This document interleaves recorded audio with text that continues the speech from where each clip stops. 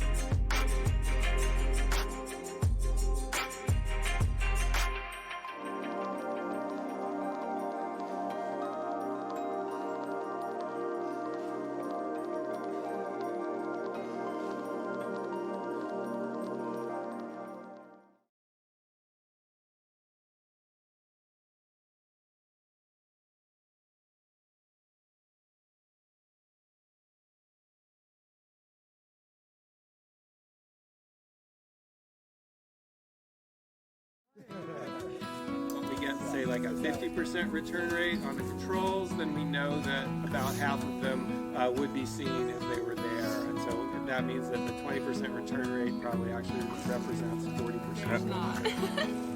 Yeah. There's a centipede.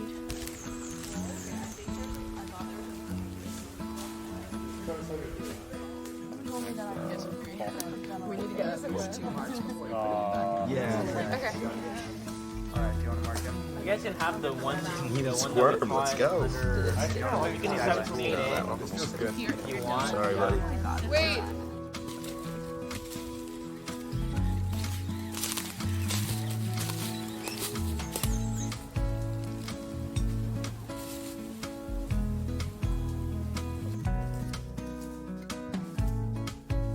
Yes.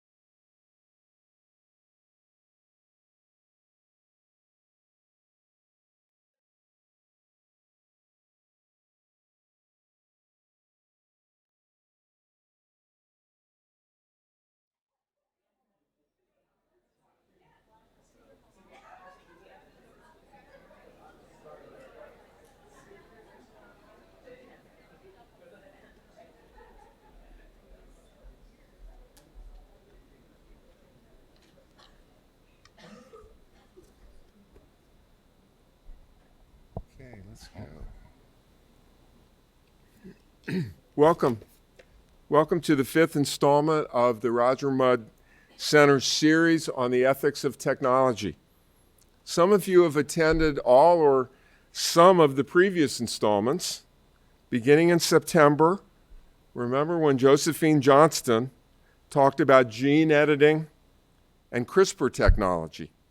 Then in October, Professor Jeff Smith talked about the relentless changes in technology and the inability of ethical frameworks to keep pace.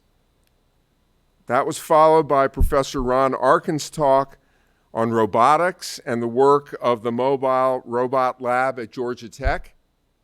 Most recently, Cornell Tech professor Helen Nissenbaum spoke on privacy in a technological age, elaborating her theory of privacy as contextual integrity. Well, our guest today is Virginia Eubanks, Associate Professor of Political Science at the University at Albany, State University of New York. She's the author of the beautifully written and truly eye-opening book, Automating Inequality: How High-Tech Tools Profile, Police, and Punish the Poor, published by St. Martin's Press in 2018. This book won the Lillian Smith Book Award of the Southern Regional Council and Fordham University's McGannon Center Book Prize for Social and Ethical Relevance in Communications Technology Research. The McGannon Center cited the book's humanity, as the reason it earned that distinguished prize. The New York Times called the book riveting. Another reviewer wrote that it is, quote, one of the most important recent books on the social implications of information technology for marginalized populations in the U.S. Professor Eubanks is also the author of an earlier work, Digital Dead End: Fighting for Justice in an Information Age, published by MIT Press. One reviewer wrote that that book, quote, offers a critical and constructive agenda for the design of an information society where people matter. Professor Eubanks' Ph.D. in Science and Technology Studies is from Rensselaer Polytechnic Institute. She's a member of Albany's Department of Women's, Gender, and Sexuality Studies. Her courses have included Class, Poverty, and Politics in the U.S., and Science, Technology, and Social Justice. Her pathway to academia and now to investigative journalism has been a fascinating journey, building on her history of activism for welfare rights and economic justice. For example, she's been active in the Community Technology Center movements in the San Francisco Bay Area and in Troy, New York.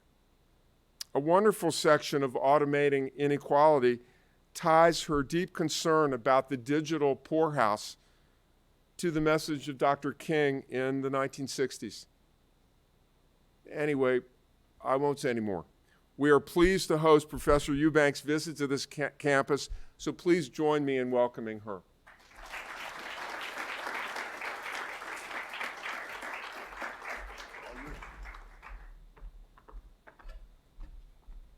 Thank you, Brian. That was without any spoilers, a really generous welcome, a really generous overview of the last couple of years of my life. So thank you for that. Thanks for the invitation from the Mudd Center. Thanks to Amy for all of her incredible work getting my physical body here in one piece. And thanks to all of you who I hope we're excited for the talk and not just looking to get in out of the cold. But if you were just looking to get in out of the cold, that's good too. And welcome. I'm really excited that we're going to spend some time together this evening talking about the ethics of new technology, the relationship to economic inequality in the United States. So I'm going to do a couple of things today. I'm going to talk a tiny bit about history, particularly about the history of this thing called the county poorhouse, I'm going to talk a little bit about my most recent book, Automating Inequality, and specifically about some of the patterns that sort of flow through the different stories I tell in that book. And then I'm going to introduce some sort of new material that I've done just in the last couple of months on automated debt collection in public services. And then we're going to come back to like, what's the big idea? So that's a lot to try to get through. So I'm gonna enroll you in helping me, keeping us all happy, which is every once in a while I'm gonna check in with you. And if everybody's still doing okay, you give me happy twinkle fingers. And if everybody's starting to fade, your fingers should start going horizontal. And if you just really want me to go away so we can all go to dinner, then downward twinkle fingers, okay? And that's fine. It doesn't hurt my feelings. It's like a legitimate temperature test of the room. So, yay, we're happy, keep going. Oh my God, you're starting to lose me. Oh, please shut up, lady, so we can all leave, okay? Are we good with that? Happy twinkle fingers if we're good with that. Hey, there we go. Thank you. Okay. So I'm really excited to be here.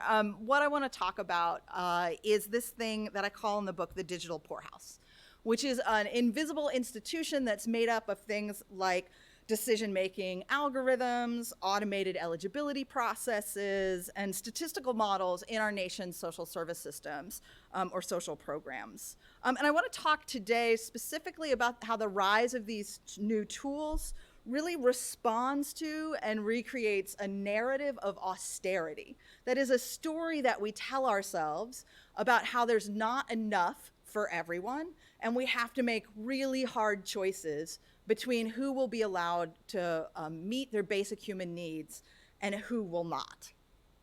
So we often, when we talk about sort of the newest, sexiest technology, whether that's artificial intelligence or machine learning, algorithmic decision making, we like to talk about them as disruptors. But one of the things that I think is really important to understand about the digital tools, specifically in public services, is that they're really much more evolution than revolution. And their roots go really far back in our history, at least to 1820, I think before, but blessed editor Elizabeth Disregard of my book, who refused to let me have a 90-page chapter of the first 600 years of poverty policy, starting a popular book, helped me shave it down somewhat. This is the point at which we always thank her for not forcing anyone to read 90 pages of history at the beginning of a book about technology. So I just want to talk about one moment in the history today, and that is a moment around 1819 when there was a really crushing economic depression in the United States, so this really big financial disruption. And economic elites of the time responded, as they often do, by commissioning a bunch of studies. See, this is really funny. So I do a lot of talks in non-academic locations, and in a non-academic room, that's a joke, and everybody laughs. It's really funny, though, when you tell that joke at a college, nobody laughs. So just have a moment of self-reflection about why we don't think that's funny. Okay. So anyway, I commissioned all these surveys. The surveys basically asked, like, what's the real problem, right? Is the real problem economic suffering, the fact that people don't have enough to eat? Is it poverty? Or is it what they called at the time pauperism? Pauperism basically meant dependence on public benefits. So the question was basically, is the problem that people are suffering from this economic dislocation, or is the problem that they're asking for help from public sources? And what do you think the surveys all came back saying? The problem was pauperism, right? The problem is not that people are poor, the problem is that poor people are asking for help. And so they invented a new technology of the moment, a brick and mortar institution called the poorhouse, the county poorhouse. And the county poorhouse was basically a physical institution for incarcerating people as a condition of receiving public aid. So before that, people were given what was called outdoor aid, meaning they actually received help in their homes. I know it's a little confusing, but they mean outside of an institution. This was called indoor relief, meaning in order to receive any kind of help, you had to basically check yourself in to a poorhouse. And while they were technically voluntary, they were certainly not consensual institutions. This was a really hard choice. You could be, by the way, you could be sentenced to the poorhouse. You could be sent there by your family, particularly if you were a lady who was like a little too sexually adventurous. You could be arrested and sent to the poorhouse for things like vagrancy or begging. But many people entered in conditions that were technically voluntary. But entering the poorhouse meant losing a bunch of your other rights. So the right to marry, the right to hold office, and the right to vote, if you had those rights at the time. This was 1819, so certainly not everybody had those rights. Parents who were entering the poorhouse were generally separated from their children, and their children were sent to be sort of rehabilitated by working with middle-class families as domestic or agricultural labor, often for free, in binding labor contracts. And the death rates at some of the worst of these institutions was something like 30% a year. So like a third of the people who entered the poorhouse every year died. So this was no small choice to enter the poorhouse. People were really taking their lives in their hands. Yours, by the way, was on the not surprisingly named Poorhouse Road, which is near Tinker's Ridge, about 1.5 miles away from Tinker's Ridge, about a bit north of here. I haven't found it yet. This is the weird tourism I do. Every new place I go, I'm like, where was the county poorhouse? And I go see it. But I hear that the supervisor's house still exists, and if anyone knows where it is, tell me after the talk so I can go there tomorrow. So I use this metaphor of the digital poorhouse in the book to illustrate what I sort of think of as like the deep social programming that we see in the new tools arising in public services across the country. And at their heart is really this decision we made in the 1820s, a decision that public service programs' first and most important job is to do a kind of moral diagnosis, to decide who deserves support and who is undeserving, to divert the able, to enforce work. Rather than saying what a public service program should do is put a universal floor under us all.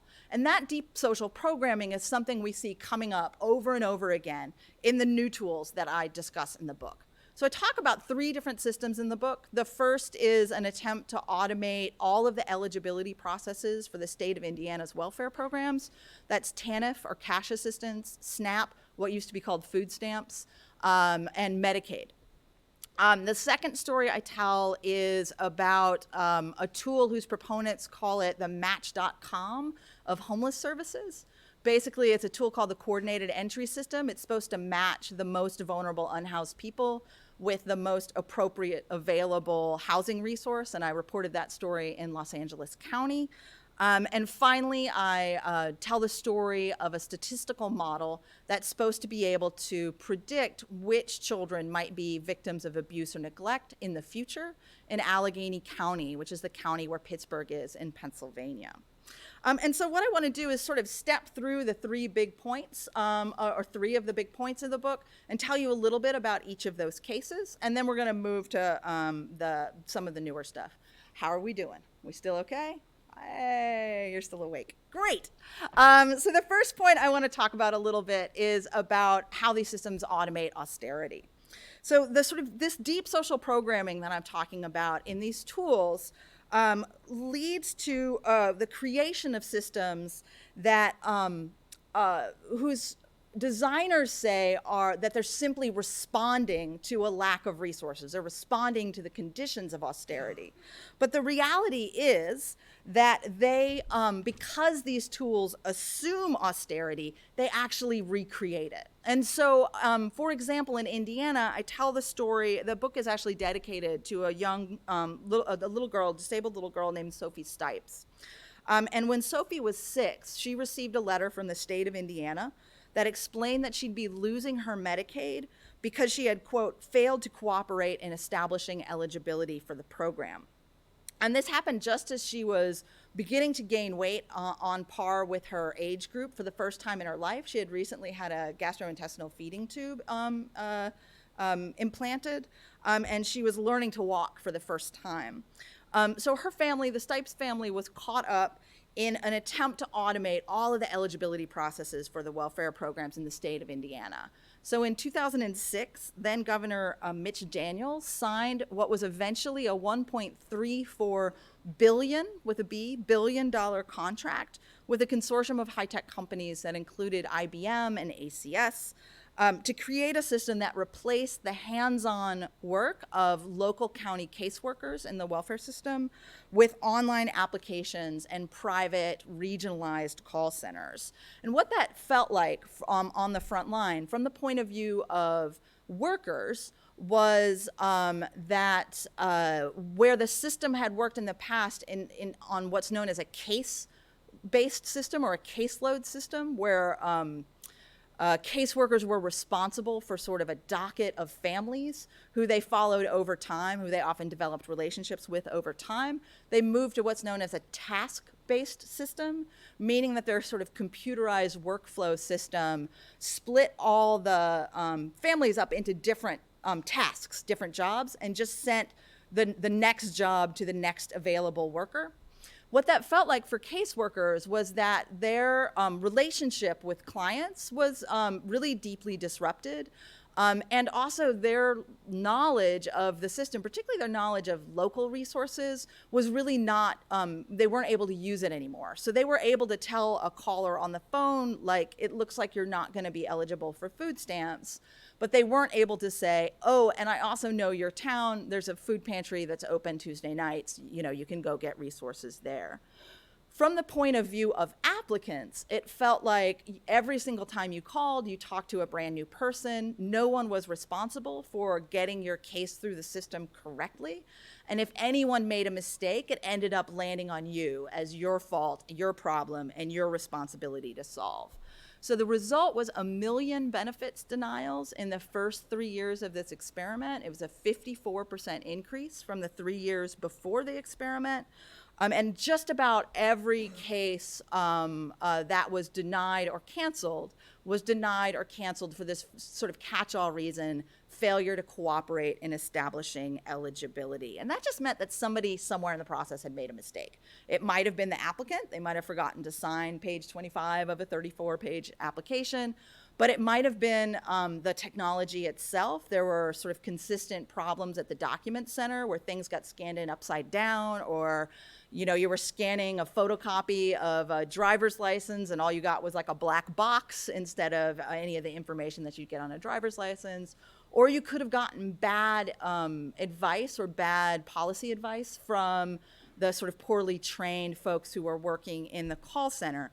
But any kind of mistake with the application was interpreted by the system as an affirmative failure to cooperate in the process, which was under the current policy enough reason to deny you public benefits. Also, the failure to cooperate notices that people received only said that there was an error, not what it was. So you didn't get a notice that said you didn't sign this, so that's the problem. You got a notice that said you failed to cooperate. You have 10 days. And that left, because the system had severed the relationship between caseworkers and clients, that really guaranteed that the burden of finding mistakes and fixing them fell on really squarely and solely on the shoulders of applicants, who were some of the state's most vulnerable people. So this created an enormous burden for poor and working class families in Indiana. So Kim Stipe, Sophie's mom, told me when I was in Indiana, she said, during that time, my mind was muddled because it was so stressful. All my focus was on getting Sophie back on that Medicaid, then crying afterwards because everyone was calling us white trash and moochers. It was like being sucked up into this vacuum of nothingness. So clearly the worst impacts of the system landed on folks who were applying for benefits or who lost their benefits during the experiment. But the experiment also cost the state more broadly, and this is where we get to this point about automating austerity. Though the system was designed, rationalized as a way to cut costs to make sure that there were resources available for people who really needed it, the experiment ended up costing the state astronomical amounts of money. So after really intense public pressure, one of the good news stories in this book is that the people of Indiana really pushed back on this system and forced the governor to change his mind and to back out of the contract 3 years into a 10-year contract. And he called the system, quote, a good idea that just didn't work out in practice. But then IBM sued the state for breach of contract, and at least in the first round through the courts, won. So not only was allowed to keep the first $500 million that they had collected, but was also initially awarded an extra $50 million in penalties because the state had breached the contract. Now, it stayed in the courts for about 9 years, and in the end, the state got back $150 million. But all of the money, all of the resources that were spent to create, implement, and legally defend that system could have just gone to benefits, right, to the folks who really needed it. So the second point I want to make from the book is that for those folks, those administrators, those designers who don't use sort of efficiency and cost savings as the first and most important reason that these systems are being created, the second reason that people most often give is because they fight bias. They fight human bias in systems where it really matters whether or not there's racial or class assumptions going on that are denying people benefits to which they're entitled by law. So in Allegheny County, Pennsylvania, I spoke with Patrick Grebe and Angel Shepard, who are these sort of engaged and creative parents, really extraordinary people in many ways, who have nevertheless been red flagged by, for several times by the county's Child Protective Services agency in Allegheny County. It's called CYF, Children, Youth, and Families, for neglect. And Patrick, for example, was investigated for neglect when his daughter became ill and he took her to the emergency room. When they prescribed antibiotics. When he left the emergency room, he couldn't afford to fill the prescription. And when his daughter got worse a couple of days later, he took her back to the emergency room, and the nurse there reported him for medical neglect. So he was investigated for neglect by Children, Youth, and Family Services. And Angel's daughter, Harriet, has been sort of in and out of the Children, Youth, and Family Services system since early in her life. Early in her life, there was someone in the neighborhood who called on their family a lot. There's a hotline where you can call when you suspect neglect or abuse. Angel and Patrick suspect it was a neighbor who had some kind of other beef with them, who was sort of trying to create trouble for them. So Harriet got called on a bunch of times on this anonymous tip line. The caller said she was sort of down the block teasing a dog, that she wasn't getting her needed medication, that she wasn't being fed or clothed or bathed regularly. And each time there was a report, Children, Youth, and Family Services came out to the house, looked under all the beds and in all the cupboards, requested access to the medical records for the family. And every time they came out, they found that there was nothing going on and closed the case. But the information from all these investigations has been put into a data warehouse that the county has been building since 1999. And the model that I talk about in the book, the Allegheny Family Screening Tool, is built on top of this data warehouse. And as of the writing of the book, the data warehouse contained 1 billion records, more than 800 for every individual living in Allegheny County. So data extracts are regularly collected from agencies like Adult and Juvenile Probation, the jails and the prisons, County Mental Health Services, the State Office of Income Maintenance, which is like the welfare programs there, the public schools, and other agencies that primarily serve poor and working class families. So the issue that Angel and Patrick talked to me about was that they felt like because they had interacted with the Children, Youth, and Family Services system in the past, they were under extra scrutiny by the agency because there was so much data about them in the system.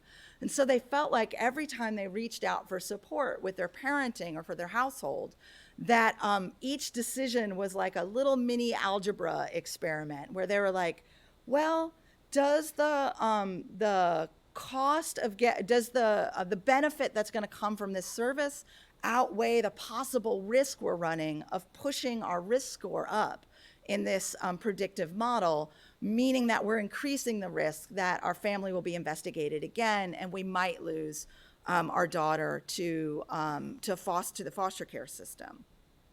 Because the limits of that data set, of that data warehouse, really influence what the model is able to predict. So I spent a bunch of time in Allegheny County, both with parents, families who have been impacted by the system, and with frontline workers in the system who are called intake screeners. And intake screeners basically take those phone calls that I talked about earlier and make a really tough decision about whether families should be screened in for a full investigation or not. What's so interesting about this story is that parents really had a fear of what are known as false positive problems in this predictive model, meaning that the system was going to see harm where no harm actually existed. The intake call screeners, interestingly, were also concerned about the limitations of this data set, but they were concerned about false negatives problems. Because this system had no information about professional middle-class families, call screeners were really concerned that the kinds of harms that happen around abuse and neglect in middle-class families couldn't be seen by the system and wouldn't be predicted by the system. So both parents and frontline workers were really concerned about the same thing, which is that the data set is so limited in this tool that it's unable to really understand who is most at risk. So though the systems are sort of sold to county and state agencies as removing bias, as like keeping an eye on frontline caseworkers and their decision making, the reality is they don't remove bias from the system. They really just move it. They move it from frontline caseworkers, these call screeners, who, by the way, are the most working class, the most female, and the most racially diverse part of that workforce, and send it off to the computer scientists and economists who are building the model, most of whom in this case are very well-intentioned and very smart people who live very, very far away from Pittsburgh and often don't have the contextual information they need to build models that are appropriate for the actual needs of a community. So part of the problem is that the designers of these systems really only see bias as a property of individuals. They only understand bias as like flawed decision-making by call screeners. But the reality is call screening is not the point at which bias is entering the system. The bias actually enters this system at the point at which the community calls on a family. So Black and biracial families in Allegheny County are called on, are reported 3.5 times more often than white families, even if you control for economic status. And that's not the point at which the system is intervening, because that's not really a data problem. That's sort of a big cultural problem, a big conversation we need to have together about what we think a safe and healthy family looks like and why we think safe and healthy families look both white and wealthy. But that's not an issue that can necessarily be addressed by a statistical model. And in fact, I think at worst, the model, because it removes some discretion from frontline workers, limits their ability to correct for the over-reporting that happens at the community level. Okay, so that's the one where I usually start to feel people's energy sliding because it's the most technically complicated. How are we doing? We still got one more in us? Maybe two more? How are we for two more? Are we down here? No, we're still good. You guys are good sports. Okay. I think my greatest fear about these systems is when they go wrong, they really act as a kind of empathy override, meaning that they allow us ethical distance from really difficult decisions, really difficult conversations that we need to be having as a political community. They basically let us outsource some of the hardest decisions we have to a computer system that seems more neutral and objective than we are. As I said in sort of talking about the Allegheny County system, it's often incorrect that those systems are less biased, more objective than human decision makers. The bias just gets baked in an invisible way in the code. But I think there's actually a bigger issue here around these ethical overrides, around these empathy overrides. So for example, the second story I actually talk about in the book is this system called the Coordinated Entry System in Los Angeles. And it responds for perfectly understandable reasons to an extraordinary housing crisis in Los Angeles. So as of the last point in time count, there are 59,000 unhoused people in Los Angeles County alone. I live in a small city in upstate New York. My city is 50,000 people. My entire city plus 10,000 people are homeless in LA. And while LA doesn't have the worst homelessness in the United States, New York City actually does, what's really compounds the problem in Los Angeles is something like 75% of people who are unhoused in Los Angeles have no shelter at all, meaning no access to emergency shelter. They're just living outside in encampments, in cars, in parks. So I absolutely understand the impulse to try to make decision-making about who gets access to limited resources fairer and more objective in the face of this catastrophic human rights crisis. So the system basically works by assigning each unhoused person a risk score, a vulnerability score, based on how they fill out a very comprehensive and some would say very invasive survey with a terrible acronym. It's known as the VI-SPDAT, which is the Vulnerability Index and Service Prioritization Decision Assistance Tool. Basically how the system works is volunteers or agency employees give this survey to unhoused folks. There's an algorithm that ranks people based on their vulnerability to some of the worst outcomes of being homeless, and there are very significant bad outcomes to being unhoused. Mental health crisis, community violence, sexual violence, mental health crisis, all sorts of really horrible things can happen to you when you're unhoused. And then on the other side of the system is collecting information about available housing resources. And in the middle, there's supposed to be an algorithm that matches people based on their vulnerability score to the most appropriate available housing for them. The reality is there's a guy in a room and not actually a second algorithm. That's not in the book, so shh. But often there's sort of a ghost worker in these systems making the technologies look a bit smarter than they actually are. And the system actually serves those who are very, very vulnerable quite well. So the people who are prioritized really high as having multiple issues that really need immediate intervention are doing pretty well through this system. Strangely, the folks who are least vulnerable are also doing pretty well through the system because they only require a very small investment of time and resources to get back on their feet, to go from being a sort of emergency homeless to keep them from going from sort of emergency homeless to crisis homeless.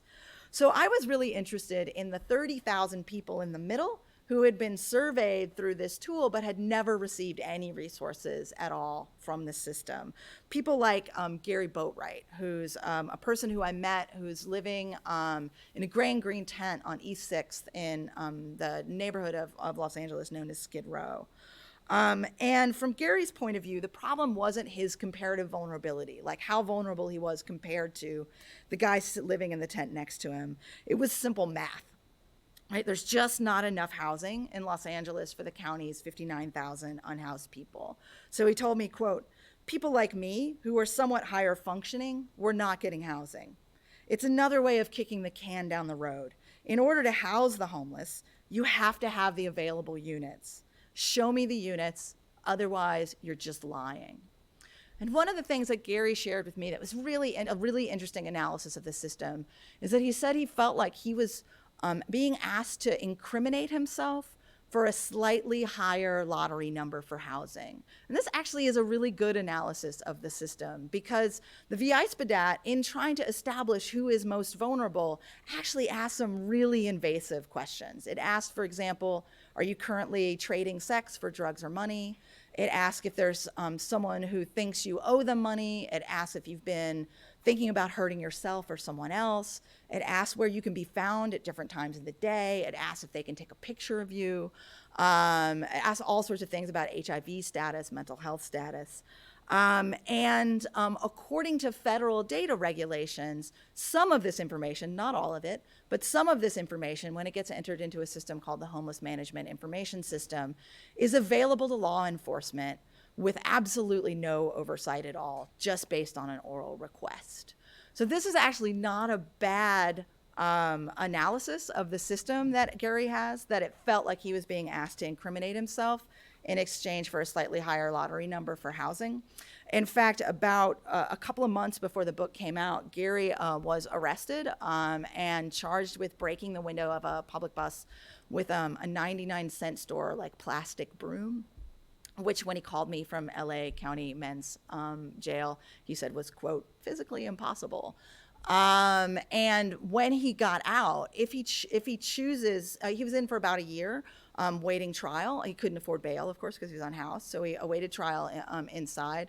When he got out, he had sort of lost everything. He'd lost his network of friends and organizations. He lost his tent, his paperwork. And if he chooses to interact with the VI Spadat again, if he chooses to take the VI Spadat again, because he can't leave Los Angeles County, of course, because now he's on probation, he will actually score lower on the VI Spadat, because the VI Spadat counts, or the coordinated entry system counts being incarcerated as being housed. So he'll actually have a lower score and be seen as less vulnerable if he chooses to interact with the system again. My greatest fear here is really that we're allowing computers to make decisions that are inhumanly difficult to make. And they are allowing us to escape having the real conversations we need to have around why we have a housing crisis that is so severe that no county in the United States currently has enough affordable housing to meet demand, right? It's not just Los Angeles, it's everywhere in the country. And I really fear that by allowing these tools to step in where we're afraid to have hard conversations, we're sort of limiting our political vision, and we're outsourcing some of the most difficult decisions we have as a human community to computers. How am I on time, Amy?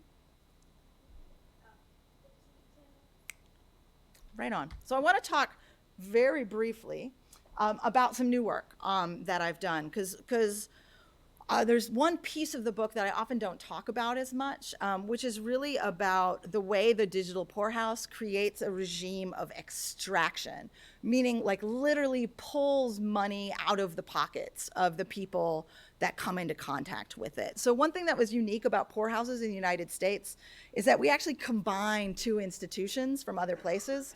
One was the almshouse, which was was sort of a charitable institution for caring for the elderly, orphans, the sick and disabled, with what was known in England as the workhouse, which was an institution for enforcing work and forcing poor people to labor. It was more like a prison than like a homeless shelter.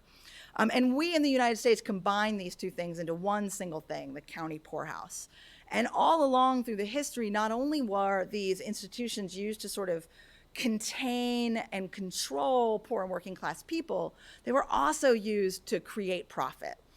So in the back in the earlier times, I was talking about sort of the 1819 through about the 1920s, part of the payment for the person who ran the poorhouse, who was called the overseer of the poor or the superintendent of the poor, part of their salary was paid by their having access to use of the land that the poorhouse was on. Here in Rockbridge County, it was a 500-acre farm. 231 acres of it were cultivated, and it was making a significant profit every year, profit that went to the poor master. And elsewhere, like in my own home county, Rensselaer County in New York, where our institution was called the Rensselaer County House of Industry. So it not only had a farm, but it also had a quarry where folks who were incarcerated in the poorhouse were forced to work splitting rocks. So one of the things that happened when I was sort of out talking about this book in the world is I ran into some folks in Australia. I was really lucky to be able to go to Australia and New Zealand, who were working on a political campaign called the Not My Debt campaign. So it's an organization called Not My Debt, and also the Australian Unemployed Workers Union, who told me about a system in Australia called robo-debt. And robo-debt is basically a system where their federal agency that deals with their welfare programs wrote an algorithm to go back through their historical records and to see if they had perhaps overpaid people public benefits in the past. The government there sent out 800,000 letters that said, oops, we overpaid you up to 7 years ago. Anything from, $50 to $10,000. And, you have a couple of options. You can pay us back now. You can prove that you don't owe us that money. Or you can face civil or criminal penalty and total disbarment from access to public resources in the future. There's been a huge social movement that's risen up to push back against this system. If you want to look on Twitter with the hashtag #NotMyDebt, you'll see some of the great work that they're doing, or look up the Australian Unemployed Workers Union. But I had some great conversations with them while I was visiting, and then I came home and I thought to myself, I wonder if this is happening in the United States. And so I spent the last 7 months sort of looking into whether this was happening in the US. And it turns out it is. So there've been a series of predatory policy changes that have really turbocharged what I talk about in an article I recently published in The Guardian on October 15th, that I talk about as government zombie debt collection. In public services. So in 49 out of 50 states across the country, agencies like Human Services and Unemployment Insurance are using new technology to look back through old records to identify cases where they believe they've overpaid people in the past, and to send out really frightening letters to tens of thousands of people a year that say basically the same thing as this Australian records, as these Australian letters say. One agency in one state, Illinois Department of Human Services, is sending out an average of 23,000 notices a year that claim that families have been overpaid public assistance in the past, as long ago as 1988. So on your right there is Dreamer Richardson. She's 76. She lives in Steger, Illinois. And she received a letter recently that said that they had accidentally overpaid her $7,000 in cash assistance and food stamps in 1988. And if she wasn't able to pay back the balance of what they believe she owed, that the state would send her debt to the federal treasury program that would offset, meaning keep her federal tax refunds, a portion of her Social Security disability benefits. They also have threatened to keep people's Social Security benefits. They've even threatened to keep the tax refunds of the adult children of parents who supposedly owe these old debts. The problem, among the problems in Dreama's case, is that the debt was incorrectly calculated in 1988. So it was calculated, they thought that Dreama's daughter Star lived in the household at the time, and they were counting her income from her part-time job at Taco Bell as part of the household's income, but Star actually didn't live at home at that time. So when they tried to fight it in court, they went to court, and the court said, oh, the statute of limitations on when you can ask to challenge this debt was 90 days, starting in 1988 when we sent you that first notice.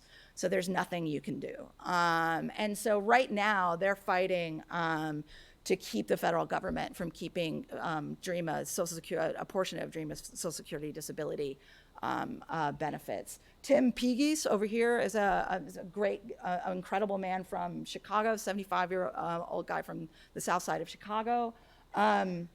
The Department of Human Services in Illinois used the threat of sending his supposed debt to the TOP program to force him into a repayment plan where he's been paying back an alleged debt for food stamps, $5 a month for the last 16 years. And Tim told me, well, $5 a month doesn't seem like a lot unless you don't have $5 a month, and then it seems like $1 million to you. And that's the letter that Tim got about his supposed debt at the time. So tens of thousands, at least, I suspect hundreds of thousands of families are receiving these letters right now that are about debts that are as old as 30 years ago, debts that are often incorrect, debt that they often don't remember incurring, and for which they're told the only thing you can do is prove to us that the debt is not valid. But of course, with no one keeps 30-year-old cash receipts for their household expenses, so that's largely impossible. So I talk in the book about the digital poorhouse as an institution for diverting people from public resources. But I am really concerned about this new move of not just diverting people from resources they might get in the future, but trying to collect retroactively benefits that the government believes that they were overpaid in the past. This is something that we certainly would not tolerate on the private consumer debt market, where there are very clear rights that consumers have around debt, right? If Dreama had gone and bought a jet ski, they could not do it on a credit card. The credit card company could not collect on her like this, right? So, but the federal government can reach so much deeper into people's pockets and doesn't have to follow any of the rules that protect private debt. So the good news is that there's been extraordinary success in raising these issues in Australia. Unfortunately, we haven't reached that stage in the United States yet, and I hope that this new work really raises visibility of this really extraordinary extortion, I think, of some of the most vulnerable families in the country. So I'm about to wrap up. We okay for 5 more minutes? We got it? Oh, you guys are good. Is it okay? It's okay to say no? No? Okay, we're still good. Great. So, you know, I think it's important to say that it doesn't take bad intentions to reach bad impacts with these systems. And in fact, most of the folks I spoke to who designed or administered these systems were really smart, really well-intentioned people who genuinely cared about the folks their agencies served. And they've actually, in many cases, done lots of the things that progressive critics of algorithmic decision-making have asked them to do. They're largely transparent about how the systems work. They've released a lot of information about how the systems work. They are keeping the systems in public agencies, meaning there's some kind of democratic accountability about how they work. And they've even, in some cases, done some kind of participatory design where frontline workers and sometimes even impacted families have had an opportunity to talk to designers about how these systems work. In other words, except for maybe Indiana, which is a pretty bad case, the other cases I talk about in the book are really some of the best systems we have, not some of the worst. I think it's important to talk about that because it really raises a challenging thought, which is, what if the problem with the coming age of artificial intelligence and machine learning in social services is not broken systems or bad actors, but rather systems that carry out that deep social programming I talked about earlier too well, that police the behavior and limit access to public resources for the poor too well. So the designers of all the systems I talked to in researching the book, I did 103 interviews for this book, they all agreed on one thing, that data analytics, matching algorithms, automated decision-making are potentially regrettable, but they're really necessary systems for doing a kind of digital triage, for deciding like whose need is pressing enough that the state should respond right away, and who can wait. But one of the points I want to make in the book is that that decision to triage at all is a political decision. And in fact, we're using the language of triage incorrectly in these systems. Triage is really only appropriate if you're in an immediate crisis that has a potential end and if there are more resources coming. If we are in an ongoing crisis that has no clear end and there are no more resources coming, then what you're doing is not digital triage. It's digital or automated rationing. We're rationing services and rationing resources.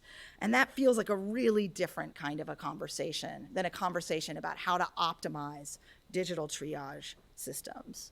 I wrote the book because I think we deserve better. Our people deserve better, our communities deserve better, our families deserve better. And I believe that like the fundamental danger of the digital poorhouse lies in the way that it falsely constricts our vision, both our political vision and it sort of arbitrarily imposes limits on our resources. But the political moment that we're in right now, and I believe justice itself, really demands that we think big, that we push back against this austerity fever that I talked about earlier in the talk. So what do we do? I want to spend a couple of minutes talking about solutions and wrap up and have a conversation.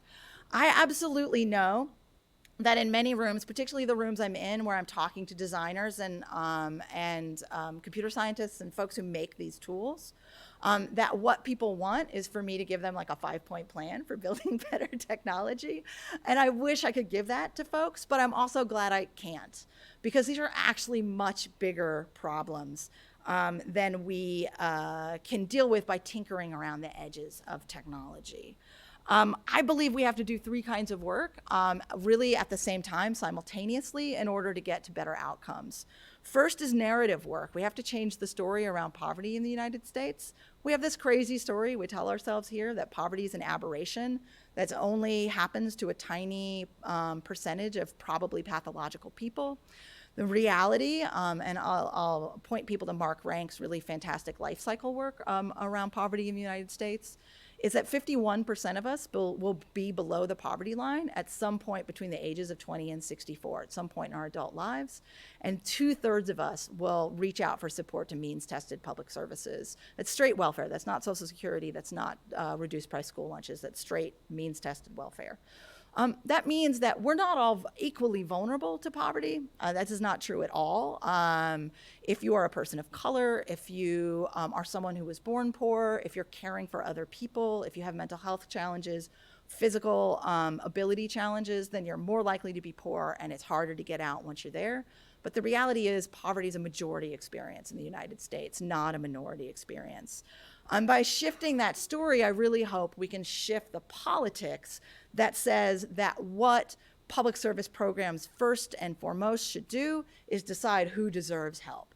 It's to shift it more towards universal systems that decide, that where we decide as a community that there's a line below which no one's allowed to go for any reason. Like, no one in the United States goes hungry.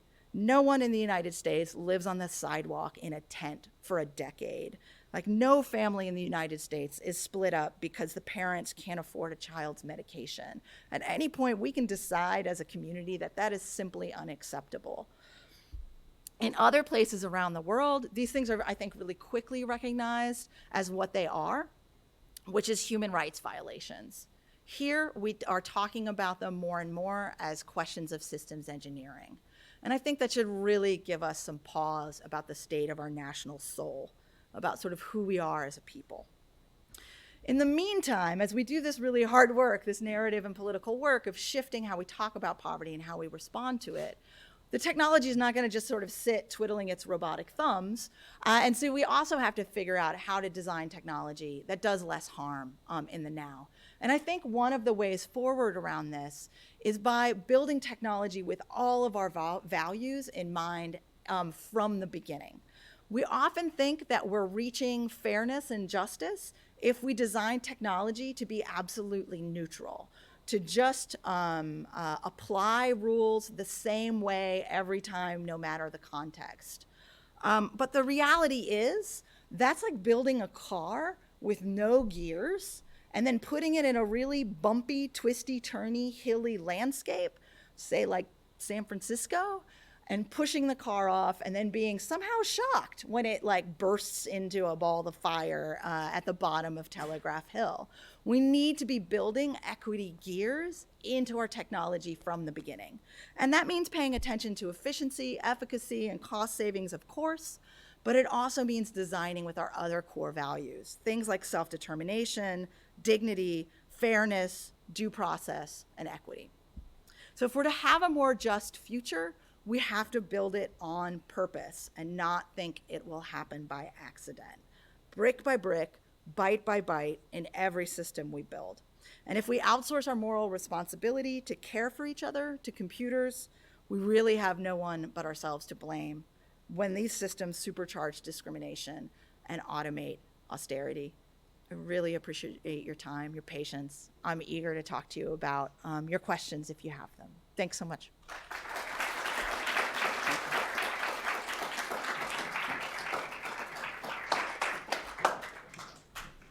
Let's give folks a moment to sneak away Sneak, sneak.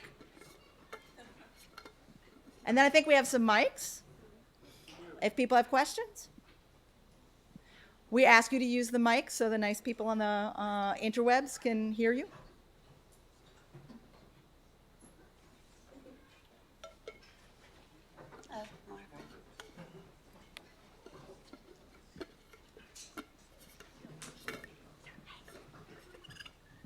Thank you so much. That was brilliant, and I love your visual depiction. Yeah, a wonderful artist named, I just forgot her last name. I mean, her first name. Her last name is Vasconcelos, and wait, it's on the slides. Elvia. Oh my God, I'm sorry, Elvia. She did my slides for me. It was an incredible experience and I wish I'd done it before the book was published, because she forced me to think in visual metaphors about the key ideas of my book, and I was like, oh, everybody should do this. It's so clarifying. So yes, she's wonderful. She's also available. Find her on Twitter. Yeah, at Elvia Vas. The data visualization and translation of your ideas and that depiction was just really lovely. Thank you. But thank you for Elvia. Yeah, it's her. But a lot of it seemed like a common theme you brought us back to were these ideas of creating floors of universal human rights, and that would be an anchor to then ground us in more of a human-to-human process in the way that we attack these very complex problems. But it seems like for almost a century now, with the increased bureaucratization of the processes of how we handle these types of problems, then led to more of a technocracy, and then now into the quagmire that you're describing. Is there a way to, even if we had some type of universal human rights standards imposed, which I think would be very, very difficult in the United States. And I don't know whether or not we could even, for example, amend the Constitution in order to achieve some of those goals that you have legally.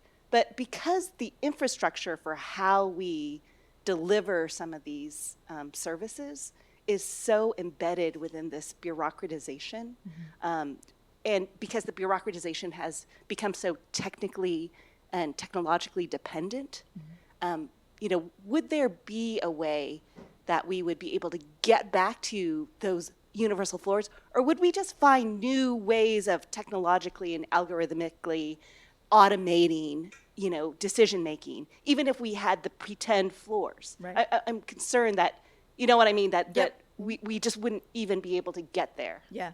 So I want to take you all the way back to the history briefly. So one of the things that was really interesting about writing this book is when I first started it, so I first got interested in a system in New York State called the Welfare Management System, WMS. And I live really close to the state archives, and I'm a little bit of a geek in the way, my deep, abiding love of archives. And so I was like, I want to know more I want to find the technical documents for this thing. And so I go to the state archives, and I'm like, I wonder when it was designed, right? Like, so in 1996, the policy changed. We had to automate eligibility systems across the country. I'm like, okay, I'm going to look in the 90s. Nope, it was already there in the 90s. I was like, oh, well, then it must have happened in the 80s when the technology became available. Back in the archives. Nope, already there in the 80s. I was like, oh. Well, that's weird. I wonder how far back this goes. And I kept going back through the archives, and I found that these tools actually started to be built in a really interesting moment in our history, which is like 1967, 68, and 69.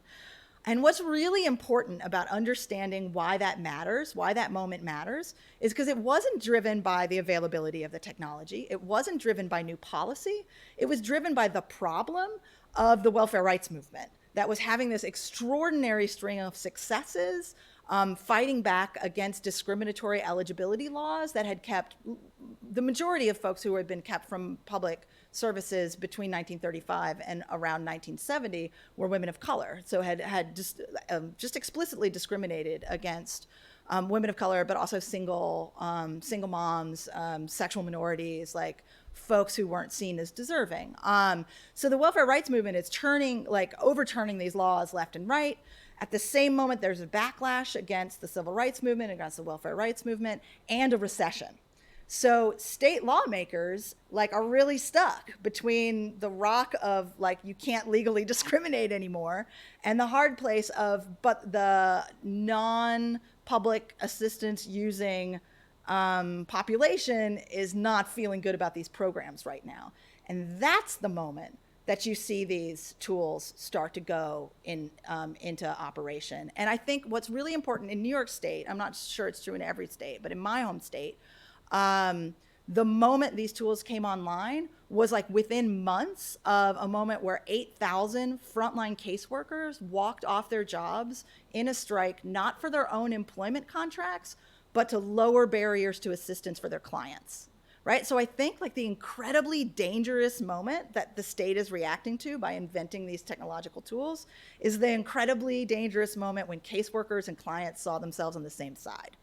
And so for me, as someone who's an activist and an organizer, that feels like the work. It's like, well, how do we get back to that moment where we saw each other as being on the same, that brief moment that we saw each other as being on the same side? And for me, that's about building movements. It's about building movements led by people who are most impacted by these changes, and by supporting those movements. I honestly think that's really the only way we're going to get to this change, because these systems don't change without a fire being lit under them.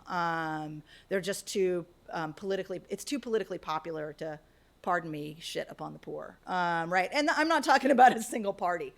All the parties enjoy scapegoating poor and working class people. And so I really think a lot of this work is movement work. And I think the good news is it's happened before, it can happen again. I think we lose sight, we limit our political imaginary when we forget the history of these tools. And we think like, oh, it's always been this way. I mean, I talked to caseworkers who, as late as the 1980s, they just had a drawer of cash. Like you would walk in, somebody was having a really terrible crisis, and you would just like reach in and give them a handful of cash, right? And I don't know that that's the best way to do it, right? There's all sorts of possible problems with corruption and not tracking where money is going and things like that. But just think about how different how much we trusted caseworkers at that moment and how we don't now. And I think many of these tools are aimed at this idea that caseworkers are incompetent, are corrupt, and are in collusion with clients to defraud the government. And I think there's a lot of room to build there. It's very hard work. I did that work politically as an organizer, trying to build links between caseworkers and recipients, and it is very hard work. But I think it is it's hard because it is regime changing, paradigm changing work that works. Yeah, so I really think that's where the solution lies. But there are a lot of people doing great work in doing technical tools that come from other values orientations, right? From pushing back on policy, like all of that's important work. Just like where I align with the work is around building that strength of the people who are most affected to change the systems that constrain their lives. Yeah, thanks for that question. Yeah, got a mic right there. First, I just wanted to thank you for giving this presentation on your work. It was really insightful on some of the problems in these systems. So my question deals with your discussion on how these systems outsource moral responsibility in a way in the decision-making process to machines from institutions and policymakers. Yeah. So my question deals with, if we can imagine a system where these type of automated systems are producing results that are in line with what we would consider our moral and justice-based goals and inclinations, that for the reasons we've created them in the first place, where the outcomes are not racially biased, they're not enforcing problematic narratives, and so on and so forth, do you still find there to be an intrinsic problem with separating and outsourcing our moral and ethical responsibility to an algorithm, assuming that it's producing results that are in line with our values? Yeah, that's a really good question. Wow, you're a philosophy major, aren't you? Yeah, I can tell.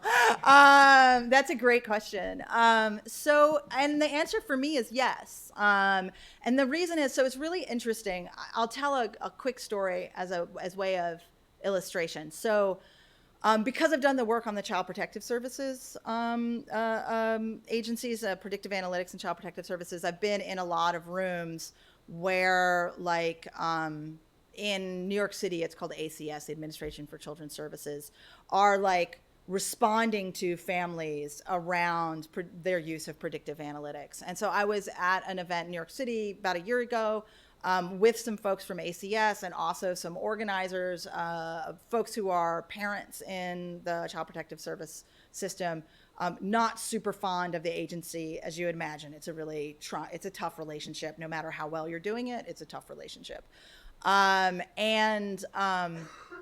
Just the most fascinating thing happened, which is the official who was there from the Children, Youth, and Family Services was getting a lot of pushback from the audience around issues of racial disproportionality in the system. There's huge issues around racial disproportionality in foster care in New York City. And he got a little defensive. And at some point, he just kind of snapped back and he said, well, I guess you guys will be happy because since we're using the predictive analytics, way more white kids are getting taken. And the room went just like icy silent. And one of the moms, an African-American mom, was like, you know that's not what we want, right? Like, we don't want to make equity by making more people suffer like what we've gone through. Like, that's not what we mean when we say equity. And so for me, I think we use these limited ideas of fairness in these systems that keep us from addressing these harder, bigger questions. And then we lose sight of the goal. And this is the direct answer to your question, which is the goal is human development. The goal is for us to have these conversations because we learn from them, because we get better, right? So if you talk about, say, algorithms that control, that constrain judges' decision making, because many judges have records of making racially discriminatory sentencing decisions, right? So even if you get a perfect algorithm that evens out the racial disproportion and created by this person with implicit bias or whatever, you still leave a racist judge on the bench, right? And the point is for us to be able to have that conversation that says, like, what's going on with your decision making? Like, have that big conversation of why do we have these racially discriminatory effects in sentencing? Not like, how do we tweak the results so the numbers look better, right? So that's my fear, is that we're losing track of the real issue, which is like, how do we all morally develop as a political community? How do we really face hard questions around racial discrimination, around class discrimination, around gender discrimination, in ways that let us all grow and recover from trauma and become a better community. I'm afraid right now that these tools are often used for exactly to go in exactly the other direction, which is to say, like, oh my God, you poor homeless service worker, you see 100 people a week and you can only give 2 of them resources. You shouldn't have to make that decision. That's too hard. It's true. Should not land just on that person. That is too hard for one individual to shoulder. It is a decision we all have to take responsibility for. No one should be put in that position because we shouldn't be making decisions of who among those 100 people get resources. Like, everyone deserves housing. Housing is a basic human right, period.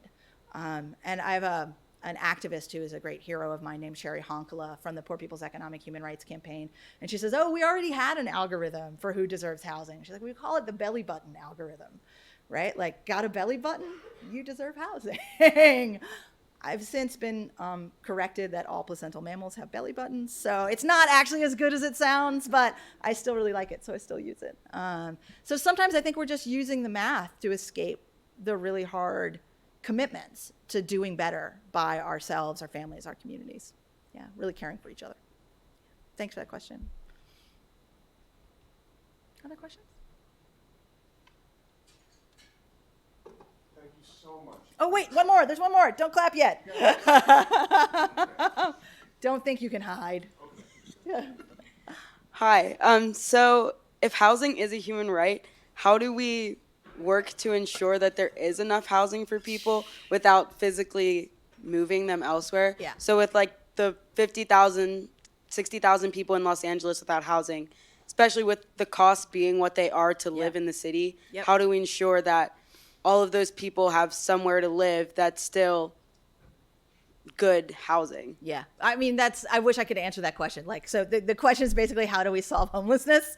And it's an incredibly difficult question to answer. I believe strongly in a couple of things. One is really active, good policies of rent control and protecting people from predatory mortgage products that have led to a lot of homelessness in Los Angeles. I also think supporting high quality, widespread public housing makes a really big difference. I also think looking at the levels to which we're funding public services like TANF, like food stamps, like Medicaid helps a lot, because a lot of people end up homeless straight out of the hospital because they don't have care. A lot of people don't have access to mental health care.